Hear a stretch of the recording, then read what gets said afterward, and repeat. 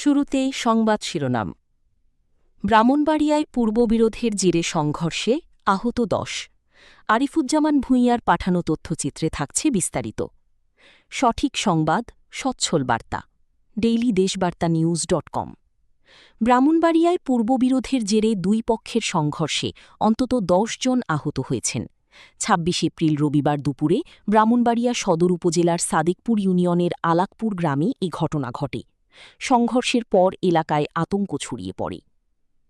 স্থানীয় সূত্র ও জনপ্রতিনিধিদের সঙ্গে কথা বলে জানা যায়, আলাকপুর গ্রামের ছমিরবাড়ি গোষ্ঠীর সাবেক সদস্য আব্দুল আলীর সঙ্গে তার চাচাতো ভাই মোহাম্মদ আওয়াল মিয়ার মধ্যে দীর্ঘদিন ধরে পারিবারিক সহ বিভিন্ন বিষয় নিয়ে বিরোধ চলছিল। এরই জেরে গত শনিবার রাত থেকেই উভয় পক্ষের মধ্যেই উত্তেজনা বিরাজ করছিল। আজ দুপুরে উভয় পক্ষের লোকজন দেশীয় অস্ত্রশস্ত্র নিয়ে সংঘর্ষে জড়িয়ে পড়ে। এ সময় ইটপাটকেল নিক্ষেপ ও ধাওয়া পাল্টা ধাওয়ার ঘটনায় পুরো গ্রামে আতঙ্ক ছড়িয়ে পড়ে। সংঘর্ষে উভয় পক্ষের অন্তত ১০ জন আহত হন। আহতদের জেলা সদরের বিভিন্ন বেসরকারি ক্লিনিকে চিকিৎসা দেওয়া হয়েছে। ব্রাহ্মণবাড়িয়া সদর মডেল থানার ভারপ্রাপ্ত কর্মকর্তা ওসি শহীদুল ইসলাম জানান, খবর পেয়ে ঘটনাস্থলে পুলিশ পাঠানো হয়েছে এবং বর্তমানে পরিস্থিতি নিয়ন্ত্রণে রয়েছে।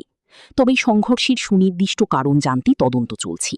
এই ঘটনায় আইনগত ব্যবস্থা প্রক্রিয়াধীন রয়েছে। আজ পর্যন্তই। ধন্যবাদ।